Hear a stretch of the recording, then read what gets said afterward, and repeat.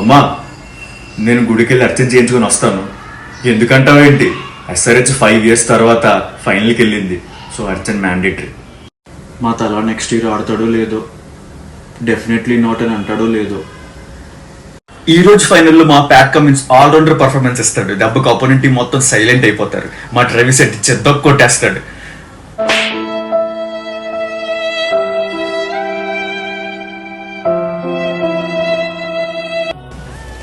పోతే పోయిందిలేరా, every year జరిగేదే కదా, బాధగా ఏం లేదులే. కానీ మన వాళ్ళు కంబ్యాక్ ఆఫ్ ది ఇయర్ ఇచ్చారు, అది చాలు.